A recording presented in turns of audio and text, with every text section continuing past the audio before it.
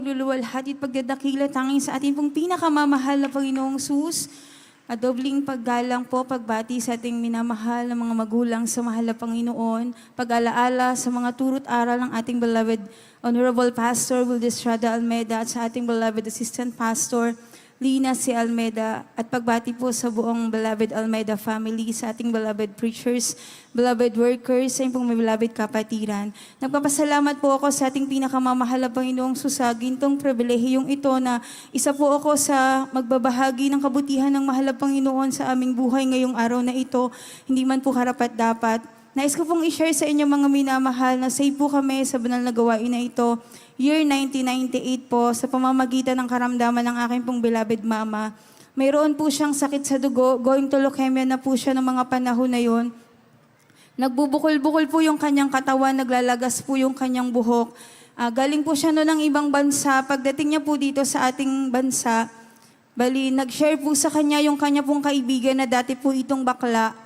Bali, nakita niya po ang pagbabago sa kanya dahil kasama niya lang po ito noon na mahaba ang buhok, makapal ang makeup, naka-high heels, maiksi ang palda. Subalit nakita niya po ito sa palengke na nakasuot na po ito ng panglalaking kasuotan at may hawak pa pong Biblia. Kaya po agad na nahipo ang puso ng aking beloved mama. Ang sabi ng beloved brother Nani Bailon at Ate Lisa, binago ako ng mahal na Panginoon sa gawain ng Jesus Miracle Crusade. Hallelujah. Ang aking pong beloved mama ay agad na nagpa-unlock. Noong mga panahon na yon sa Cuneta Astrodome po, kami po yung munting bata pa lang, isinama po kami ng aming beloved mama. Bali, pagdalo po namin overnight service, right after po ng mabautismuhan ng aking beloved mama, instant po siya na pinagaling ng ating pinakamamahal na Panginoon. Gayon din po yung karamdaman po ng aking beloved ate na asthma. Dati-rati po kapag siya po ay aatakihin, lagi po yan nagne-nebulizer. Pag tinitingnan ko po siya sa tuwing hihinga po siya ng malalim, parang hindi na po babalik yung kanyang paghinga. Subalit, after baptism po, instant po yan pinagaling ng ating pinakamamahal na Panginoon. Nais ko rin pong i-share sa inyo mga minamahal yung nangyari po sa aking lola, sa side po ng aking beloved papa. Bali, kahabagan po ng mahal na Panginoon, ako po ay ginagamit na po bilang isang manggagawa sa dako po ng 13 Martires Cavite. Nung time na yun po, mga minamahal, nag-message sa akin ng aking beloved mama na kami na nga lang daw po yung hindi nakakapunta sa aking beloved lola dahil tatanggalin daw po yung aparato sa kanyang katawan at mamamatay na yung aking beloved lola. Bali, nagpaalam po kami nun sa tagapangasiwa sa dako ng 13 upang kami makapunta sa Laguna. Pagdating doon, mga minamahal, yung aking beloved lola, nakita ko yung kanyang kalagayan, nakahiga po siya sa kanyang kwarto. May mga aparato po na nakakabit sa kanyang katawan, may tubo po siya sa kanyang bibig, na ang gumagalaw na lang po sa kanya ay yung kanyang mata. Nung time na yun, mga minamahal, ang iniisip ko, ang sabi ng tito ko, pagtapos naming dumalaw sa aking lola, tatanggalin ang aparato, then mamamatay na yung aking beloved lola. Pero nung oras na yun, mga minamahal, habang nakaupo po kami sa paligid ng aking beloved lola, may nangungusap sa akin na parang sinasabi ng mahal na Panginoon, anak, ipag-pray mo ang lola mo. Pero mga minamahal, bilang ako po ay mahiyain po kasi ako, mga minamahal, lalo na sa side po ng aking beloved papa dahil hindi nga po ako close sa kanila, hindi rin po ako talaga malapit doon sa kanila. Kaya sobrang hindi ko po alam kung paano ko susundin yung tinig na yon. So kinausap po yung aking beloved mama na ipag-pray natin si Lola. Sagot po ng aking beloved mama, ikaw yung mag-lead kasi ikaw yung worker. Tapos tinignan ko po yung ate ko, ate, ipag-pray natin si Lola. Sabi niya, ikaw mag-lead kasi ikaw yung worker. Yung time na yung mga minamahal, sabi ko, mahal pa yun, susundin kita. Tapos ang ginawa ko po, mga minamahal, lumuhod po ako sa tabi ng aking beloved Lola. Nakikita ko po siya na wala na po talagang response yung kanyang katawan. Hinawakan ko po yung kanyang kamay.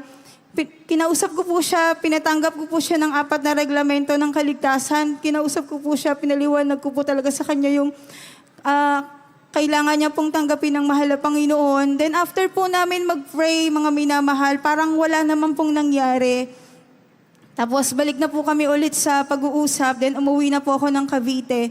Nag-aantay po ako ng mensahe na kailangan na naming umuwi ng Laguna para maglamay sa aking beloved lola. Pero nagulat po ako sa mensahe na aking natanggap nung kinamusta kong aking beloved lola. Ang sagot po nila sa akin, nakita daw po nila si lola, kinakamusta din po nila. Nagwawalis na po ng bakura nila doon sa kanilang bahay. Glory to God. Hallelujah, hallelujah. Nais ko rin pong i-share sa inyo mga minamahal yung nangyari po sa akin nung sinubok po ako ng mahal na Panginoon.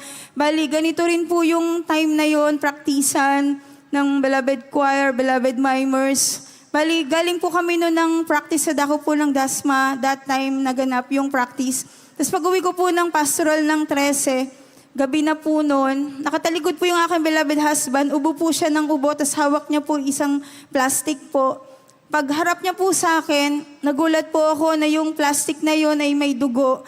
Tapos pati yung bibig niya po ay may tumutulo pa po na dugo, na halos hindi ko po alam kung paano ko haharapin yung nakikita kong yun, mga minamahal, dahil halos nanlambot po yung tuhod ko na hindi ko alam yung gagawin ko. Pero nasa puso't isip ko, alam ko, kaya ng mahal na Panginoon, walang bagay na hindi kayang gawin ng ating mahal na Panginoon. Alam niyo po, nung mga oras na yun, mga minamahal, kasabay pa po yung aking beloved baby ay 6 months old. Na nagngingipin po siya, kaya lagi po siya nagsusuka dumi. Tapos nagkaroon na rin po siya ng rashes sa maselang bahagi ng kanyang katawan. Tapos ang sabi po ng aking mga kasamahan, kasi gabi po yun, then kinabukasan, may practice po ang beloved mimers ito po sa Manila. Sabi po ng aking mga kasama, huwag mong iwan yung mag-ama mo dahil walang mag-aalaga sa kanila, dalawa lang po silang magkasama. Pero ang iniisip ko, mga minamahal, kung mananatili ako doon kasama nila, hindi ko sila kayang pagalingin. Kaya ko silang alagaan pero hindi ko kayang magpagaling sa kanila. Pero kung uunahin ko ang mahal na Panginoon, kaya silang pagalingin ng mahal na Panginoon.